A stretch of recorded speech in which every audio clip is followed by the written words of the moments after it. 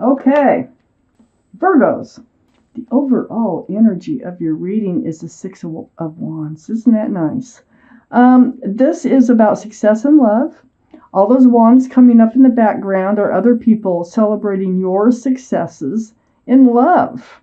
It's a very happy card, full of celebration. Now, up in your highest energy is the Hanged Man. So the Hanged Man, this is a card of enlightenment. It's very spiritual. I think you're a little, it's right next to the Seven of Cups.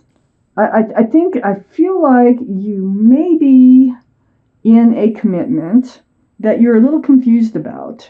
You're wondering if this is the right person for you. Because, see, all these cups here have something else in them, and none of those cups are the right cups. This is really what you've been getting, and you're wondering if that's what's happening again. So you're a little confused about this relationship. I have the Wheel of Fortune right next to the Seven of Cups. This is telling me right now that the universe is involved, and they're moving you away from the confusion and love. I don't think this is one of those cups because of where the Wheel of Fortune is placed. The wheel for the better. And when that wheel is turning, there's no stopping it. It's moving you away from those types of relationships towards something new, something fresh. So already I'm feeling like you need to kind of trust yourself, okay? And trust whoever it is you're involved with here with the Six of Wands. I have the Queen of Pentacles. This is your energy, Virgo, Taurus, Virgo, or Capricorn, Earth. Could be strong in someone else's chart too, one of those. So what you're doing is you're looking at that commitment and you're really studying it. This is under the Hanged Man. You want to know what your future looks like with this person that you have a commitment with, okay? So you're looking at the commitment. I know it feels like you're kind of picking up on past experiences with this relationship. You're really wondering where this is really going to go. Well, it looks to me so far that since the universe is involved, it's moving you away from these Seven of Cups here, and none of these cups are the right cups. It's moving you away from that towards this committed relationship. This is what you've been waiting for. This is right under the Wheel of Fortune. And I think you've been waiting for a committed and grounded relationship, for a relationship to come to fruition. And that's what this person is waiting for. They planted the seeds, and they're waiting for it to bloom. So it's like these are all buds, and they just haven't opened up yet. And this person is just waiting and waiting and waiting and waiting. But the universe is turning, and this is right next to the Six of Wands, and I think this is what you've been waiting for right here. Whoever that you are in a grounded or committed relationship with, or will be soon, is who you've been waiting for. I have the Four of Pentacles under the Queen of Pentacles. You've made up your mind before, because you've been in these relationships, that you're not budging unless they are grounded, unless they are secure and stable for your life. And you held to that. And so that's why you're looking so closely at this pentacle, is you want to make darn sure that they are the right person for you, and they are grounded and committable. Right next to the Four of Pentacles is the Three of Wands. And so your energy under this Six of Wands is holding on to the staff of fresh starts and new beginnings here. And you're looking out over the world. And what this is telling me is you waited a long time for your ship to come in. I think this is your ship.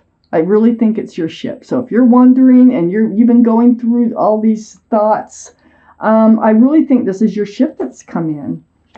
It's been a burden. I mean, it's been a heavy weight. All the waiting that you've been doing, really starting probably to believe that it can't happen to you. It's not going to happen. But in this reading, it's happening. This Ten of Wands is right next to the Three of Wands, right under the Seven of Pentacles. So what's great about this Ten of Wands is you're going to be able to start putting down the weight. You're going to start dropping those wands that you've been carrying about waiting for your ship to come in. I think you were really thinking that wouldn't happen, and here it is happening. I have the first card out for the second part of the reading. Okay, so I got the Two of Swords here. This is like an ostrich putting its head in the sand. You know, I don't want to see it. I don't want to deal with it. I don't even want to know it's there. Okay. You've been kind of, before all this was happening, you know, you're really hesitant, for one thing, about moving into a new life cycle. You're trying to block your heart. See, your arms are across your heart. You have your swords up in self-protection and the blindfolds on. So it's like, if you were to let those swords down and open your heart and take off the blindfold, you're afraid that you would be hurt again. But I feel like you were in this, you probably still have some of this lingering within you from your past relationships, but the universe will win. And the universe is going to move you past this energy of not wanting to deal with, you know, letting all of your heart out, letting all of yourself shine, because being afraid that you might, you know, open yourself up to a broken heart. And I know you don't want to do that. And but the universe is trying to say here that it's safe to do so. So you are going to leave that behind. I got the Death card right next to the Two of Swords. So you are going to be able to leave the old behind. That's what this is all about. And move towards the new. This is the card for Scorpio. Scorpio might be strong in your chart or someone else's around this reading. But you're leaving this old energy behind, you know, your past. And you're moving into the future is what you're doing. It's taking you a lot of strength and courage. You know what you need to do. You know that this is the right person. And I mean, you can feel it. You know it. There's the infinity symbol of intuition and knowing. And you are going to find the strength and the courage to do what it is that you need to do. And that is to leave the old behind and move forward. So you're doing it. Oh, this is the card for Leo. Leo might be strong in your chart or someone else's around this reading. So under the Two of Swords is the King of Swords. And the King of Swords is right next to the Seven of Pentacles. The King of Swords is air energy. This is Libra, Gemini, or Aquarius that might be strong in your chart or someone else's around this reading. So you take the blindfolds off. You let the sword down. You open your heart up and you move forward in self-protection. You keep one sword up, but you've opened your heart. You've opened your eyes and you're moving forward, very mature-like. And you seek truth and you seek clarity about this whole relationship. You're moving forward. This is what you've been waiting for. You had to reach your wit's end. You had to go through the mud. You had to be, get to this place of just being worn out on relationships in order to allow yourself to allow this other person in. So, being the Nine of Wands, and then you have the 10 down here. This is the burden that you're letting go, and it's part of your past. It's just part of your past. I mean, we've all been, well, maybe not all of us. Okay, some of us haven't, but most of us have been through trials, tribulations in our life before we finally end up with the right person that we're supposed to be with. Now, in your strength here, and next to this Nine of Wands, this is part of like that Two of Swords. You decided along the way that you're not going to budge. You're not budging for anybody. You're going to sit on that granite throne. You're going to be stubborn, and you are not going to settle. You're going to be true to yourself. This is the Emperor. The Emperor is very strong-minded, very well liked and respected by others. You might be a leader in your profession. This is the card for Aries. So Aries might be strong in your chart or someone else's around this reading. So because you reached your wit's end on some of these relationships, these cups that weren't working out, you did find the strength and the courage to just kind of keep true to yourself And I think you did until whoever this is came along. There's so many people here that can be that I'm not sure who this is, but you would know. You would know. I do have the Queen of Wands.